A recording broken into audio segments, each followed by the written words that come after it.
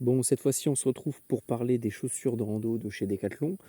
Vous connaissez très certainement déjà ce modèle-là, hein. C'est vraiment un modèle, on va dire, entrée de gamme, un modèle phare de chez Decathlon.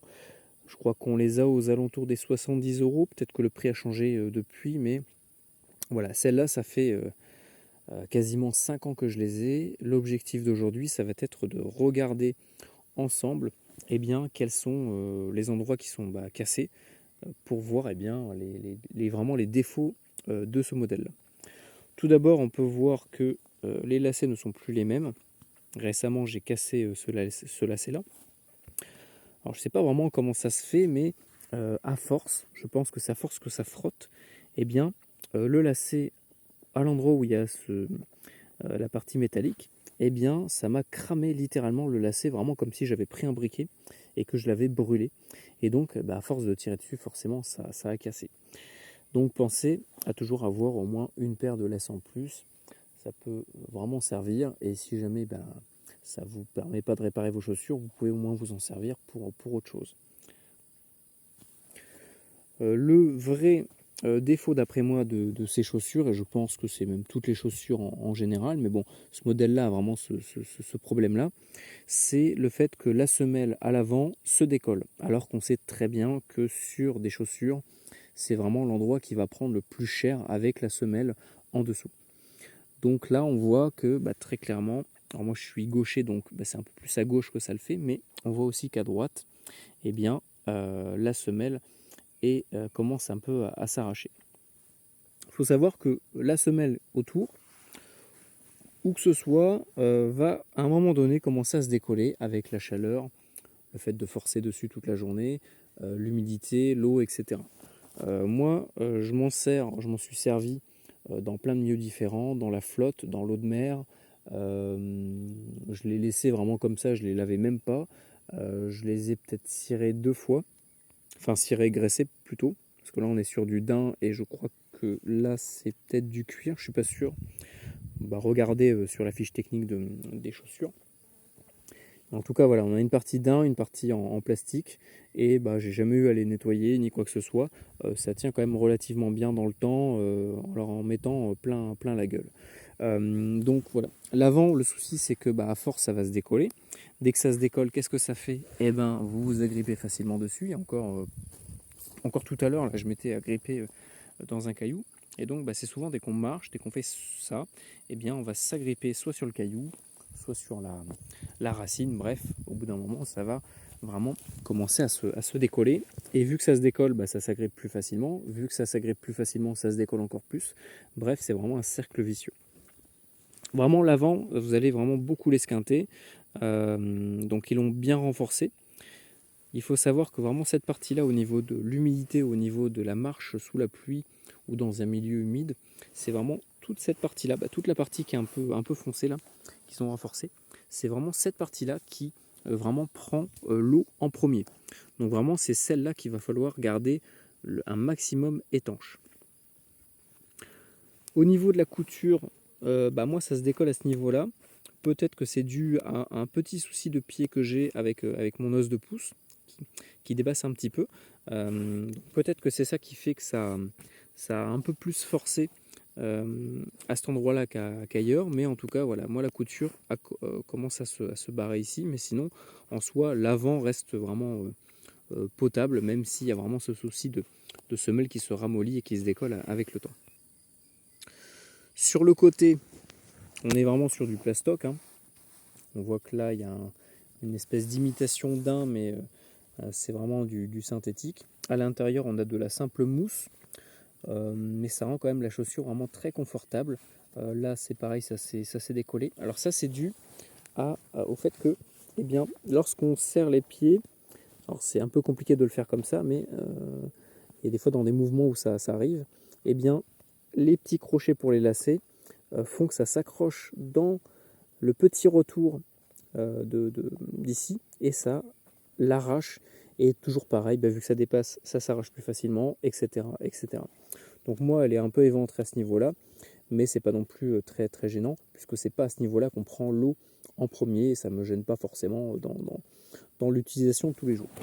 Ici, normalement, on a une couleur un peu comme ça, un peu plus claire, mais Là on voit que ça s'est carrément barré. Putain, me font chier ces mouches là. On voit que ça s'est carrément barré partout, hein, sur les deux chaussures. Bon, ça c'est plus de l'esthétique qu'autre chose. Et pareil, à ce niveau-là, au niveau du haut de la chaussure, vous voyez que ça s'est arraché. Sinon en soi, les chaussures sont très confortables. Après au niveau de la semelle, on voit que moi je force plus sur l'avant que sur le reste, un peu à l'arrière. Mais voilà, faites attention parce que moi j'ai plus de crampons. J'ai pris... par contre, j'avais pas vu, mais il y a aussi ça. Donc la semelle est pétée à cause de la couture qui est en dessous, ça force forcément dessus. Et vu que c'est l'endroit où notre pied va se plier, eh bien ça force encore plus et ça va casser à un moment donné à ce niveau-là. Alors de l'autre côté, ça l'a pas fait, enfin ça commence un tout petit peu à se fissurer, mais ça reste potable. Là, pareil, ma couture s'est barrée. La semelle ne s'est pas fissurée de ce côté, donc c'est vraiment le côté intérieur. Et de ce côté-là, pareil. Voilà, donc au niveau de la semelle, le souci, et faites vraiment attention à ça. Moi, j'ai marché en ayant une semelle quasiment lisse. On voit qu'il y a quasiment plus de crampons. Ça, c'est vraiment dangereux parce que lorsque vous allez arriver dans des milieux humides, pentus, où ça glisse, vous allez vraiment tomber. Ça va être vraiment dangereux, même sur des cailloux. Donc vraiment, si vous avez des semelles lisses, ne prenez pas les chaussures. Moi, j'ai fait l'erreur de les prendre parce que mon pied était vraiment fait. Enfin, les chaussures étaient plutôt vraiment faites à mes pieds parce que ça fait des années que je les porte tous les jours quasiment. Et donc j'en ai racheté récemment. Enfin, bref, on me les a offerts, mais bref, on s'en fout. Il n'y a même pas un an, j'en ai eu des nouvelles paires, les mêmes, hein, le même modèle, la même couleur, la même taille. Et j'ai remarqué une différence au niveau de la taille des chaussures. Les nouvelles versions sont légèrement plus petites, donc n'hésitez pas à prendre un modèle au-dessus. J'aurais dû peut-être prendre celle-là, mais le souci c'est que je suis vraiment comprimé dedans. J'aurais dû prendre peut-être du 43. Et donc j'avais peur de vraiment me faire mal aux pieds pour avoir juste des semelles un peu plus potables. Donc j'ai préféré avoir des semelles moins bonnes, mais être sûr d'être... Oh mais elle m'emmerde, hein. Mais être sûr d'être vraiment bien à l'intérieur. En parlant d'être bien à l'intérieur, moi j'ai quasiment pas eu besoin de les faire celles-là, hein.